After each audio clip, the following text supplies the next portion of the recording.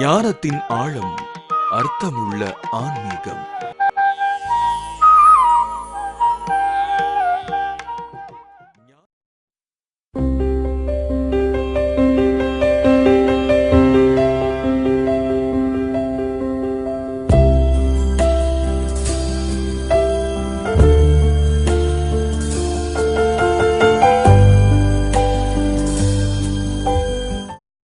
நேயர்களுக்கு வணக்கம்.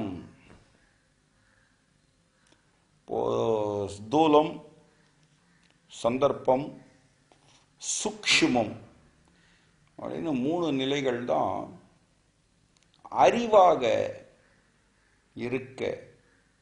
இதனை உணரும் திறன் மனிதருக்கு மட்டுமே இயல்பாய் இயங்க நம்முடைய செயல்பாடுகளை சரியாக அமைச்சிக்க முடியலன்னு சொன்னால், வாழும் காலத்தில் நாம் ஆடுகளாய் மட்டுமே இருப்போம், அல்லது உண்ணும் உணவுகளில் உயிரினங்களாக வாழ்வோம். அடிமைகளாக நம் வாழ்வு அமையும். ஒரு பெற்ற தாய் தன் மகன் அடிமையாக வாழ சிந்திப்பாளா? ஒரு தகப்பன் அதை பற்றி யோசிக்க முடியுமா? என் குழந்தை மிகப்பெரிய அறிவாளியாக, ஆற்றல் மிகுந்தவனாக, பல்வேறு கலைகளில் மன்னனாக, மிகச்சிறந்த நிர்வாகியாக வாழ வேண்டும் அப்படின்னு தானே ஒரு தாய்க்கும் ஒரு தகப்பனுக்கும் எண்ணங்கள் ஓடும். அப்போது அந்த சிந்தனைகளை எப்படி நம்ம வடிவமைக்கிறது? இல்லை, ஒரு ட்ரெஸ்ஸு வாங்குகிறோம், இல்லை, அந்த ட்ரெஸ்ஸு வாங்குகிற ட்ரெஸ்ஸை கூட எந்த பேட்டர்னில், எந்த முறையில் அழகாக நம்ம தைச்சி போட்டுக்க முடியும் அப்படின்னு நினைக்கிறோம். போட்டுக்கிற துணி 1 வருஷமோ 2 வருஷமோ 6 மாதமோ, சிலருக்கு ஒரே ஒரு நாளை கட்டி போட்டு போயிட்டே இருக்காங்களா, அது கூட ஒரு மிக உயர்ந்ததாக, மிகவும் கச்சிதமாக, அழகை வெளிப்படுத்தக்கூடியதாக வாழணுன்ற நம்ம நினைக்கிறோமே. நம்ம வாழ்வின் தரத்தை எப்படி அமைத்து கொள்ளணும்னு சிந்திக்கிறோமா? காரணம் என்னன்னா, மனிதர்கள் வயிற்றில் மனிதர்களோடு மனிதர்களாக பிறந்தோம். அறியாமையால் நான் என ஆணவமாய் வெளிப்பட முனைகிறோம். அனுபவமின்மையால் தோற்கிறோம். ஆணவமா அனுபவமா தலைப்பு. இதை இயற்கை வளத்தோடு சேர்த்து பேசுகிறதுக்காக தான் அந்த மரங்கள், பறவைகளெல்லாம் கொஞ்சம் சேர்த்து அதனுடைய டெப்த்தையும் சுட்டி காமிச்சு நம்ம கொண்டு வரோம். இது ஒரு வகையில் பார்த்தோம்னு சொன்னால், நம்ம என்ன சொல்லிக்கிறோம் அப்படின்னா, ஒரு டிவி சீரியல் மாதிரி தொடரா நம்ம சொல்ல வர்றது கதைகள் இல்லை. தயவு செய்து காதில் வாங்கிக்குங்க. அதே மாதிரி இது யார் ஒரு ஞானிகளையும் முன்னிட்டு பேசக்கூடிய விஷயங்களும் இல்லை. இது ஒரு மெசேஜ், ஒரு செய்தி. இப்படி உலகம் இருக்கு, இதை புரிஞ்சுக்கிங்க, இப்படி வாழ்ந்தா இது நல்லது. நம்முடைய ஆற்றல் என்பது தனித்த திறன் மிகுந்தது. நம்முடைய அறிவு என்பது அதில் இயங்குவது.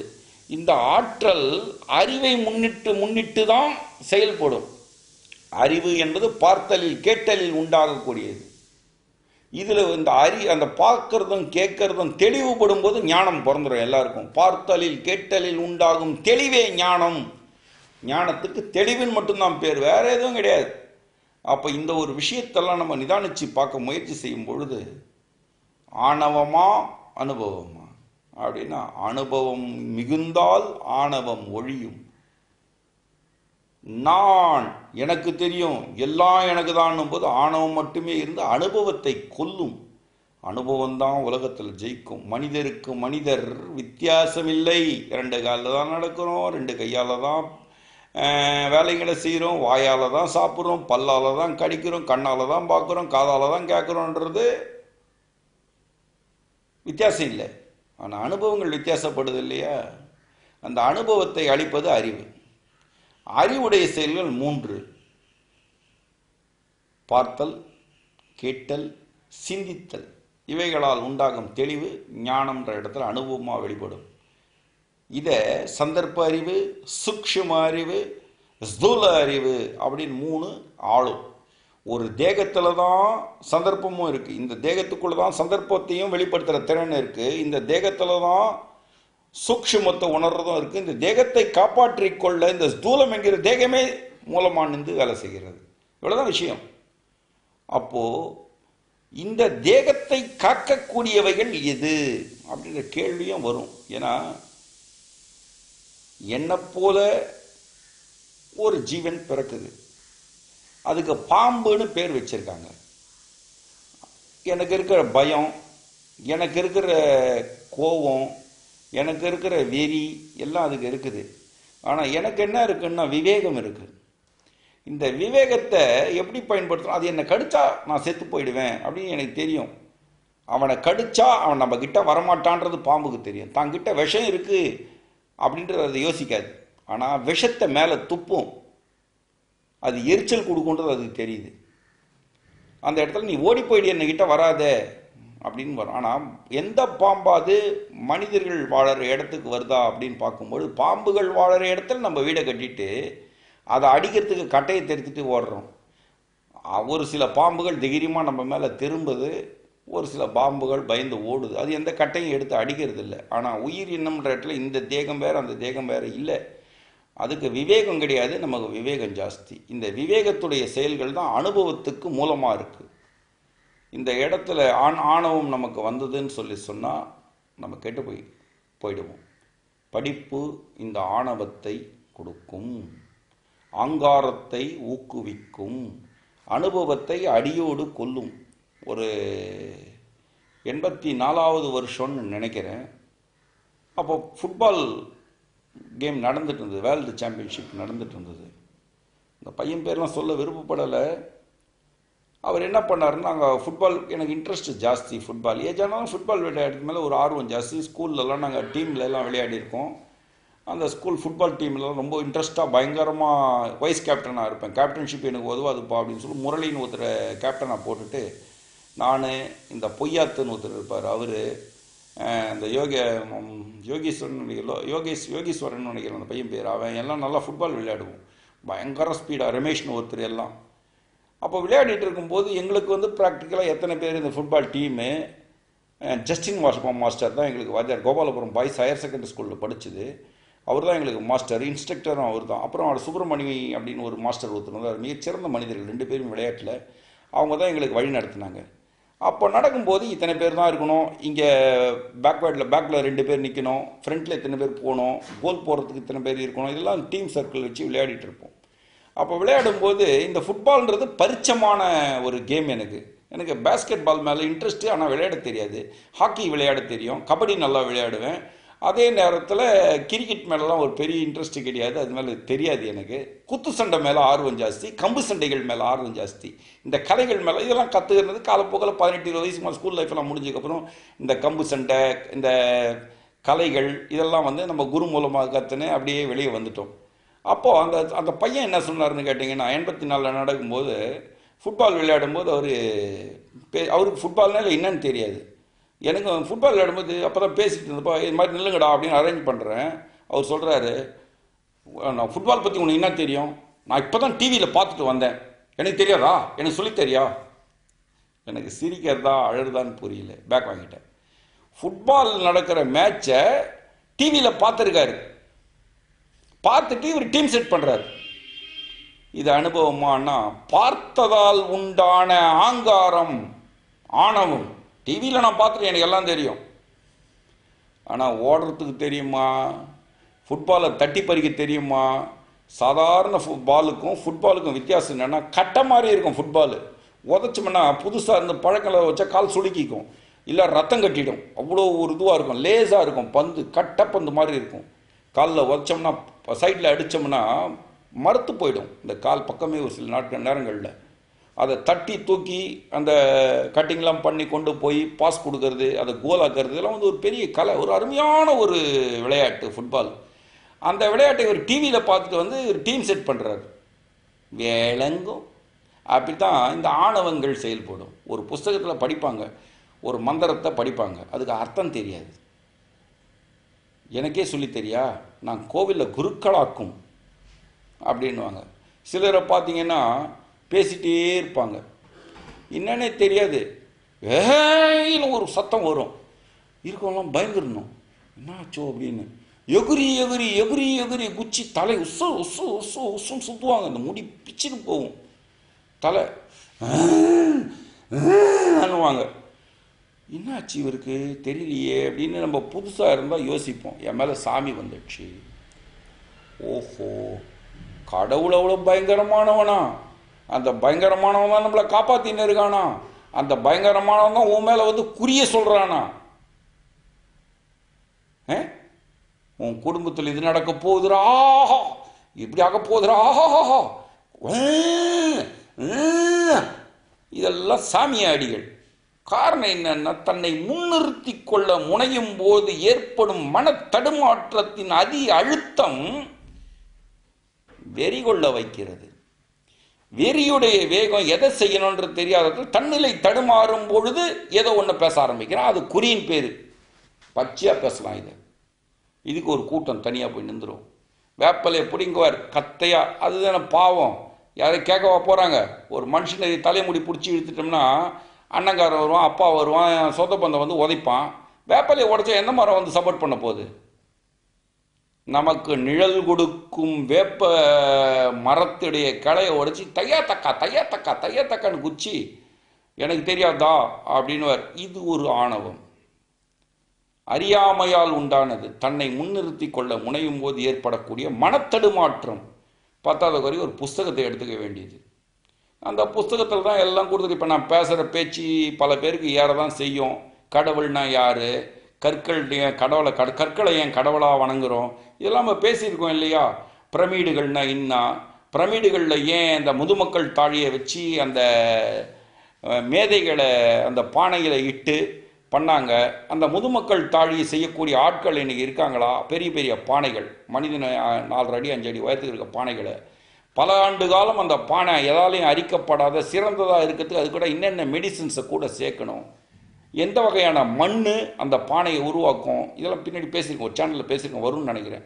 அந்த இதில் பார்த்து அதெல்லாம் சேர்த்து வச்சு இந்த கூலிங்கை கொடுத்து இதுக்கு மேலே கூழைப்பாறைகள் என்னன்னு இதெல்லாம் சொல்லலை, சொல்கிறேன் அதை பற்றி பொறுமையாக. இந்த கூழைப்பாறைகளை அடுக்கி பிரமிடுகளை உருவாக்கி குளிர்ச்சியும் வெப்பமும் சமச்சீர் அளவில் வைக்கிறதுக்காக இந்த கூழைப்பாறைகள் தாங்கும். இந்த மாதிரி விஷயங்கள் எல்லாம் நமக்கு கொடுத்துட்டு நம்ம சொல்கிறோம். இதை காதில் வாங்கினவங்க எனக்கு தெரியாதா? எனக்கும் தெரியும், அவர் சொல்கிறது தப்பு, இவர் சொல்கிறது தப்பு. இதுக்காக மெனகெட்டு மலைமலையாக சுற்றி பல பேர்கிட்ட பிச்சை எடுத்து, கௌரவமாக பிச்சை எடுத்து அந்த பணத்தை வச்சு நடக்க முடியாத பைக்லேயும் கார்லேயும் எங்கேயோ ஒரு இடத்துல சுற்றி பல நேரம் சோறு இல்லாத ஆற்றுல ஓடுற தண்ணி, அந்த ஓடைகள்லேருந்து ஓடுற தண்ணி குடிக்கிறாங்க. ஒருத்தர் நீச்சல் அடிச்சுன்னு இருப்பான், வாயில் கொப்பிச்சிட்டு அந்த தண்ணி என் பக்கம் வரும், தலைமையில் எடுத்து வச்சுக்க வேண்டியது தான்.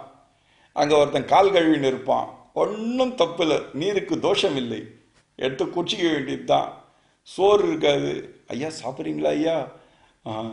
அங்கே பார்த்தா ஒருத்தன் நாய் தும்புற மாதிரி தும்பின்னு இருப்பான், சோத்தை போட்டு பிச்சுக்கணுவான், அந்த எச்சி பூரா மேலே விழும், அதை உட்காந்து சாப்பிட்ணும், சோறே வேணாம், 4 இலை இருக்குதா பறித்து சாப்பிட்டு தண்ணி குடிச்சிட்டு போகலான்னு. இப்படி அலைஞ்சி ஒன்றையும் ஒரு பிடிச்சிட்டு வரோம்.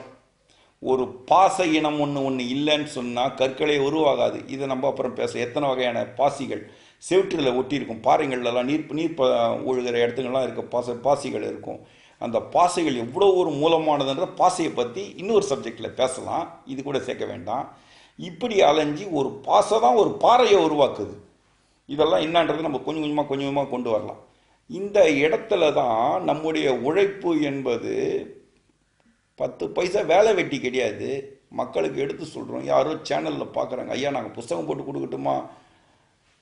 பார்க்கலாம்பா ஐயா, இந்தாங்க ஒரு கொஞ்சம் காசு வச்சுக்கிங்க, கொடுக்குறாங்க, இல்லைன்னா சொல்ல மாட்டேன். பல பேர் சொல்லலாம். சிங்கப்பூர்லேருந்து ஒரு பையன், கனடாலேருந்து ஒருத்தர் யாரோ கொடுக்குறாங்க, யாரோ ஒருத்தர் லண்டன்லேருந்து வராங்க. வெளிநாட்டு வாழ் தமிழர்களுக்கு முதற்கண் நன்றி. இதை பச்சையாக சொல்கிறேன். காரணம் என்னன்னா, அவங்க நம்ம நாட்டில் இருந்து நம்ம ஆட்கள் கூட பழகலை. அவங்க வாழ்கிற தேசங்களில் மொழிகளில் வேறையாக இருக்கிறதுனால அவங்களுக்கு இந்த உணர்வுகள் ரொம்ப சீக்கிரமாக பிடிப்படுது. ரொம்ப சென்சிட்டிவாக இருக்காங்க அவங்க. அவங்க வந்து சப்போர்ட் பண்ணுறாங்க, இல்லைன்னு சொல்ல. யாரோ ஒரு 10 ரூபா, 1000 ரூபாய், 5000 ரூபாய், 10,000 ஏதோ கொடுக்குறாங்க. கொடுத்து வாங்குறோம். நம்ம அதை வச்சுட்டு எங்கேயோ வெளியூருக்கு போகிறோம். இந்த விஷயங்கள் ஒரு காசு கூட வேஸ்ட் ஆகிறது இல்லை. புஸ்தகங்களாக வெளியிடுறது. இப்போ பிரம்மத்தின் வாசல்னு ஒரு புஸ்தகத்தை வெளியிட போகிறோம். மக்களுக்கு போய் நல்ல விஷயங்கள் சேரணுன்றதுக்காக ராத்திரியும் பகலும் உட்காந்து எழுதுகிறோம்.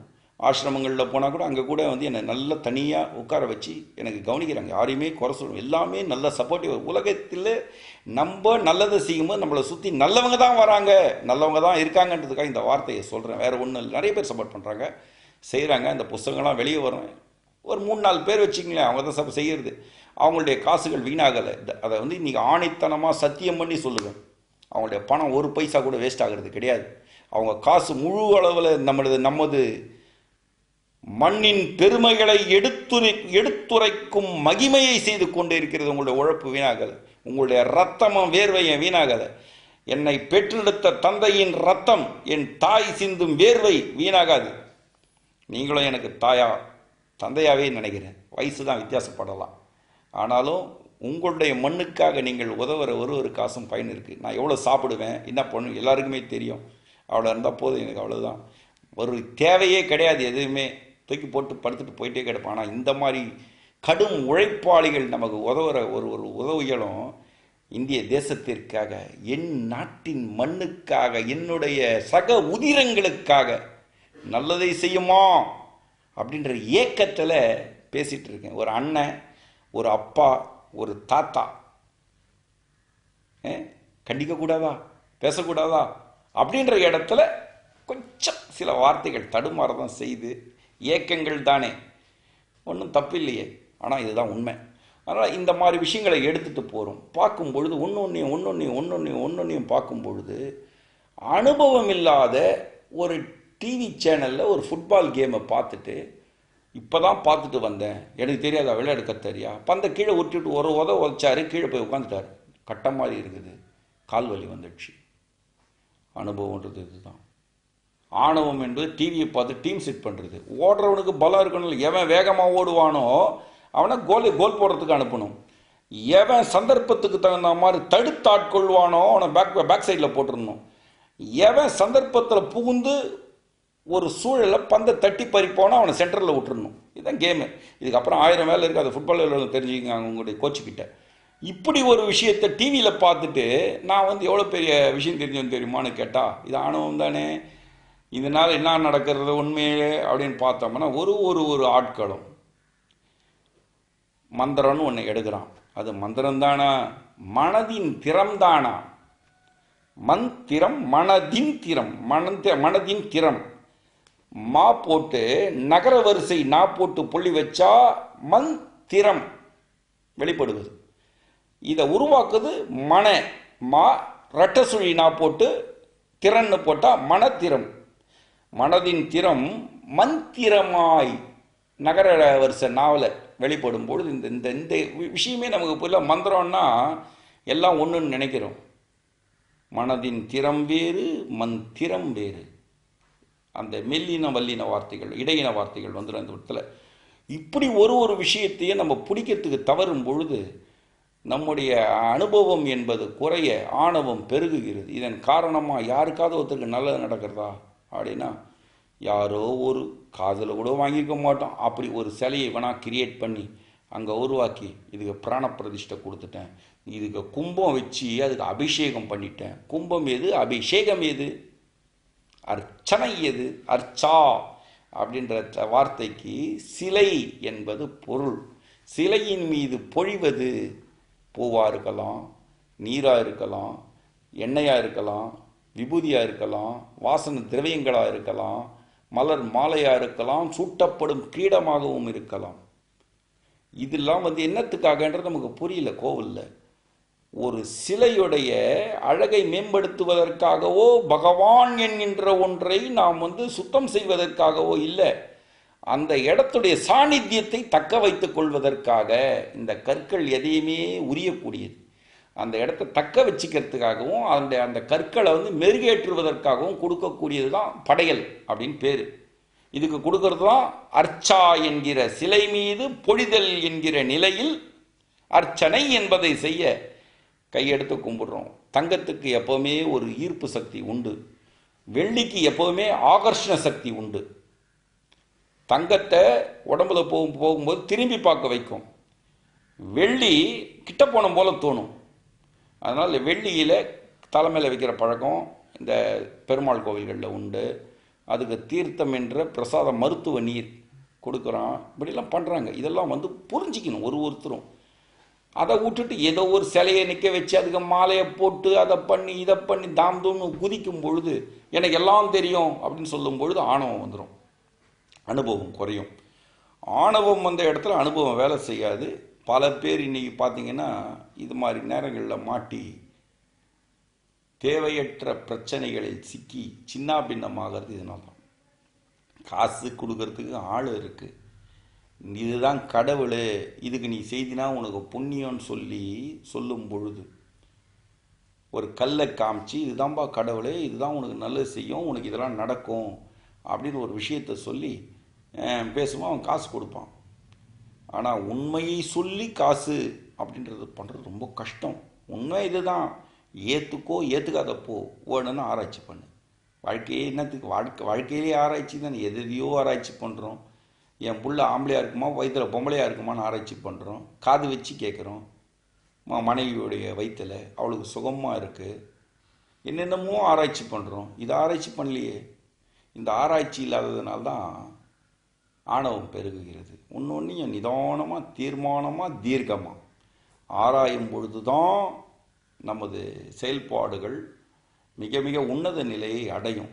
திருப்பி திருப்பி நான் சொல்ல வர விஷயங்கள் என்னன்னா, படிப்பு என்பது மிகப்பெரிய வரம். நமக்கு கிடைத்த மிகப்பெரிய வரங்கள் ரெண்டு தான். ஒன்று படிப்பு, மிகப்பெரிய வரம். மிகப்பெரிய சாபம் எதுனா அதே படிப்பு தான். அந்த படிப்பை சரியான முறையில் உணராத பொழுது ஆணவம் பெருக அனுபவம் ஒழிய படிப்பு சாபமாகிறது. அதே படிப்பை தெளிவான முறையில் புரிஞ்சு ஏற்றுன்னு அதை ஆராயும் பொழுது இந்த படிப்பே மிகச்சிறந்த அனுபவசாலியாகவும் ஆகிறது.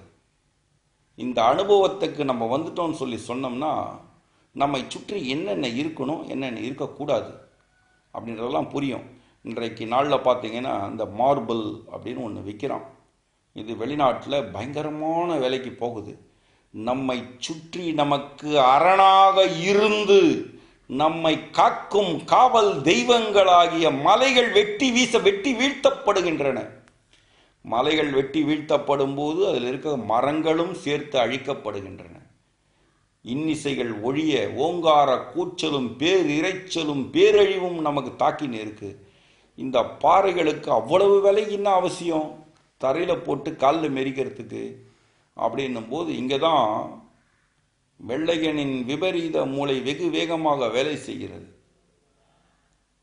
ஒரு லைட் இருக்கு, அந்த லைட்டை என் மூஞ்சில் அடிக்கிறீங்க, நான் என்ன பண்ணுறேன், துணி கண்ணை மூடிக்கிறேன் இந்த லைட் ரிஃப்ளெக்ட் ஆகிறதுக்கு. கண்ணை திறக்கவே முடியல. அப்போது இதை நான் எப்படி தப்பிக்கலாம் அப்படின்னும் போது ஒரு கண்ணாடியை எடுக்கிறோம். இந்த கண்ணாடி மூஞ்சி பக்கத்து வர்றோமே, அந்த ரசம் பூசப்பட்ட கண்ணாடி அப்படி பிடிச்சன்னா அடிக்கிற வெளிச்சம் ரிவர்ஸ் அடிக்கும். ரிவர்ஸ் அடித்து எதிரில் இருக்க மூஞ்சில் பட்டு அவனை கண்ணு பூச வைக்கும், வெளியே விலகி செய்யும். இந்த வேலைகளை தான் நம்மை சுற்றி இருக்கக்கூடிய அரண்களாகிய மலைகள் நமக்கு செய்து கொண்டு இருக்கின்றன. கதிர்வீச்சுக்களின் தாக்கத்தை உறிஞ்சி கற்பாறைகளாக உருவாகி தீய கதிர்வீச்சுக்களை ரிவேர்ஸ் கொடுத்து நல்ல கதிர்வீச்சுக்களை நமக்கு கொடுக்குது. திருவண்ணாமலையை எடுத்தோம்னா பௌர்ணமி கிரிவலம் என்பது மிக மிக விசேஷமானது. ஏன், அந்த மலையில் இருக்கக்கூடிய மூலிகையும் பக்கத்தில் இருக்கக்கூடிய ஜவ்வாது மலையுடைய காந்த சக்தியும், சந்திரனுடைய காந்த சக்தி ஜவ்வாது மலையில் பரிபூர்ணமாக உழறதுனால உலகத்திலேயே மிகவும் வாசனை நிறைந்த சந்தனங்கள் அங்கு மட்டும்தான் கிடைக்கும். சந்திரனுடைய ஆதிக்கத்தில் அந்த ஜவ்வாது மலையை கொஞ்சம் மேம்படுத்தினா பல மனநோயாளிகளுக்குடைய மனநிலையை மாற்ற முடியுன்றது என்னுடைய கருத்து. ஜவ்வாது மலை ஒரு அற்புதமான நல்ல நீரோட நல்ல ஏரியெல்லாம் இருக்குது. அதை கொஞ்சம் பக்குவப்படுத்தி அந்த மலையை சீர்படுத்தினா சந்திரனின் கதிர்வீச்சுக்கள் முழுமையான நிலையில் நம்ம மூளைக்கு சேவாச்சின்னு சொன்னால் அந்த மூளையுடைய திறனை வளர்க்கக்கூடிய ஆற்றல் அந்த சந்திர கதிர்வீச்சுக்களில் மட்டும்தான் இருக்குது. அந்த சந்திர கதிர்வீச்சுக்களை முழுமையாக வாங்கி கொள்வதால் சந்தன மரம் மிகவும் வாசனையாக அங்கே மட்டும் இருக்குது. ஜவ்வாது மலையில், திருவண்ணாமலையில் இருந்து ஒரு 23 அங்கேருந்து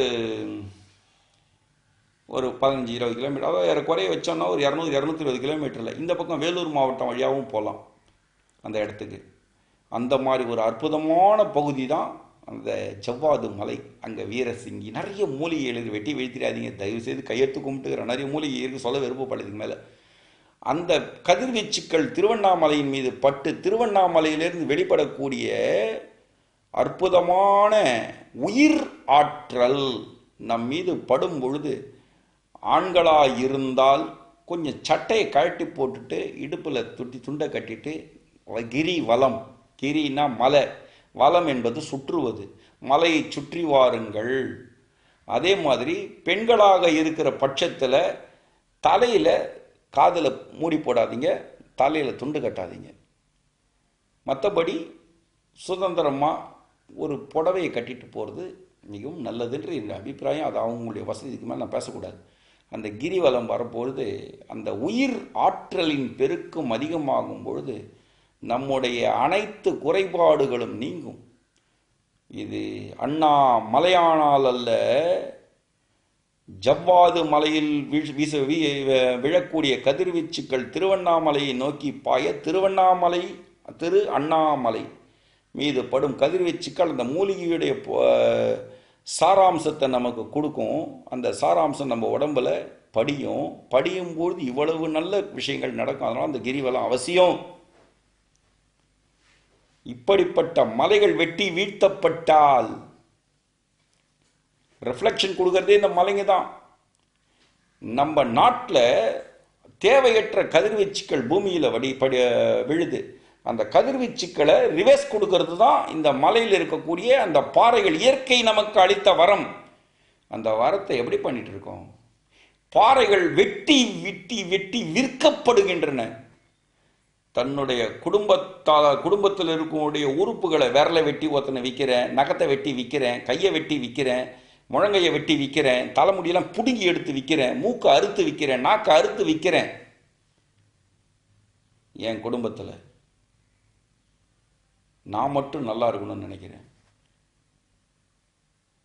இந்த நிலை தான் பாறைகளை வெட்டி வெள்ளையனுக்கு விற்கும் வேலை. அவன் தெளிவாக இருக்கிறான். இந்த மலை இங்கே இருந்ததுன்னா இவன் இப்படி இன்னும் சிறப்பாக இருப்பான். அதுக்கு என்ன விலை கொடு. அதனால் ஒன்று எவ்வளோப்பா கேட்குற?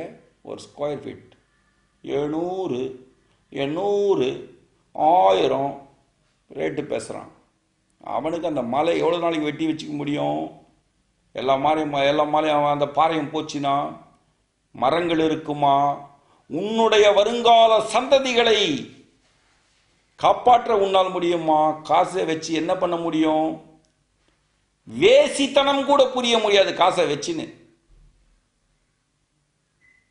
அந்த காசுக்காக நம்ம அடிமையாயின்னு இருக்கோம். மலைகள் வெட்டி வீழ்த்தப்படுகின்றன. போன தொகுப்பில் சொன்னேன், நம்ம இந்திய தேசத்தில் வைரமும் வைடூரியமும் கொட்டி கிடக்குதுன்னு அறியாத வயசில் சிரிச்சேன். அனுபவத்தில் அது உண்மைன்றதை எடுத்து சொல்கிறேன். இதுக்கு ஒரு பாடத்திட்டம் வந்ததுன்னு சொன்னால் நல்லா இருக்குன்றதை இன்றைக்கி பேசுகிறேன். அப்போ எல்லாமே அனுபவங்கள் தான் வாழ்வுடைய தொகுப்பாக இருக்குது. எனக்கு எல்லாம் தெரிஞ்சு போச்சு, நீ யாரா என்ன கேட்கன்னு சொன்னா எதுவும் இல்லாத போயிடுவேன். ஏன்னா ஆணவம் வந்துட்டா மனுஷன் தோத்துருவான். ஒருத்தருக்கும் நான் என்ன சொல்ல வரேன் அப்படின்னு சொன்னால், நம்மை சுற்றி இருக்கக்கூடிய நல்லவைகளை பார்ப்போம், அனுபவத்தை பெருக்கிக் கொள்வோம். அனுபவம் பெருக பெருக பெருக பெருக ஆற்றல் மிகுந்த மனித சக்தியாக நாம் மாறுவோம். மனிதனுக்கு மட்டும்தான் ஆற்றலை பெருக்கி சக்தி நிலைகளை உயர்த்தி கொள்ள முடியும். சிலர்லாம் பார்த்தீங்கன்னா சாகர காலத்தில் கூட நம்ம பெரும் மதிப்பிற்குரிய அப்துல் கலாம் அவர்கள் கூட பப்ளிக் மீட்டிங்கில் தன்னுடைய ஆற்றலை எடுத்துரைத்து தான் தன்னிலை அடைந்தார். இதுதான் விஷயம். அப்போ ஆற்றல் என்பது மனிதனுக்கு மட்டுமே சாகும் வரையில் இருக்கும். ஒரு சிங்கமோ புலியோ யானையோ உழுந்தாது என்ன ஒன்றும் பண்ண முடியாது. ஆற்றல் அதுக்கு வேலை செய்யாது. அனுபவம் இங்கே அனுபவம் முந்தையது. அறிவு பிந்தையது. அதில் ஆராய்ச்சியும் சேர்ந்து வந்தா அனுபவமும் புரியும், ஆராய்ச்சியும் புரியும், அறிவும் மிளிரும். இந்த 3 நிலைகளை நம்ம எப்படி பலப்படுத்திக்க போகிறோம், என்ன செய்ய போகிறோம் அப்படின்னும் பொழுது தொடர்ந்து பல விஷயங்களை நம்ம எடுத்து சொல்லிட்டு இருக்கணும். ஒரு பொண்டாட்டின்னு ஒருத்தி இருந்தா எங்கேயா போனேன்னு கேள்வி கேட்பா. புள்ளன்னு ஒருத்தன் இருந்தா வா நான் ஊர் சுற்றின்னு இருக்கேன்னு கேட்பான். பேரம்பேத்தின்னு ஒன்று இருந்தா இன்னத்துக்கு போன வெளியிலன்னு கேள்வி கேட்கும். என்னுடைய குழந்தைகள், என்னுடைய பேரம்பேத்திகள் மனைவினி யாரும் சொல்லக்கூடாது என்று தாய்மார்கள் சகோதரிகள்னு நான் சொல்லிக்கலாம். அந்த இடத்துல இருந்து அவங்களுக்கான விழிப்புணர்வை கொடுக்குறோம். ஒரு குடும்பத்தில் ஒரு தலைவர் சம்பாதிக்கிறார். அந்த தலைவரின் சம்பாத்தியம் அந்த குடும்பத்தில் இருக்க எல்லாரையும் சந்தோஷப்படுத்தி மகிழ்ச்சியாக இருக்க வைக்கிறது இல்லையா? அந்த இடத்துல ஒரு விஷயத்தை எடுத்து சொல்லக்கூடிய மூலமாக நான் இருக்கிறதுல எனக்கு பெருமை. என்னை பெற்றெடுத்த தாய் தந்தையருக்கும், என்னை உருவாக்கி அழகு பார்க்கும் என் குருமார்களுக்கும் கோடான கோடி நன்றி இந்த இடத்துல சொல்லிக்கணும். அவங்க உருவாக்கி விட்டு போனாங்க, இவங்க பெற்றெடுத்து வழி காமிச்சாங்க. என்னால் முடிஞ்சதை நான் செய்துகிட்டே இருக்கேன், செய்வேன் கடைசி வரையிலும். தொந்தரவுகள் இல்லாததுனால சுதந்திரமாக அங்கங்கே இருக்கிறத எடுத்து சொல்கிறேன். அதனால் நம்முடைய மலை வளங்களை காப்போம். மலை வளத்தில் இருக்கக்கூடிய அரிய வகை மூலிகை இனங்களே நம் வாழ்வின் ஆதாரம் என்பதை உணர்வோம். நம்மை சுற்றி இயற்கை வளத்தை பெருக்குவோம். தேவையற்ற படிப்பை ஒதுக்கி அறிவை பெருக்கி அனுபவத்திற்கு வர, ஆணவமா அனுபவமா அப்படின்னா, ஆணவம் என்பது அறியாமையில் உண்டாகும் படிப்பாலும் பார்த்தலாலும் ஏற்பட்டு அறிவை மழுங்கடிக்கிறது. அனுபவம் அப்படி இல்லை, ஆராயணும் ஆராயணும் ஆராயணும். ஆராய்ச்சி அடுத்தவர்களுக்கு உரைக்கணும், எடுத்து சொல்லணும். உலகம் செழிக்க உதவ வேண்டும். ஆணவமா அனுபவமா? அனுபவமே சிறந்தது.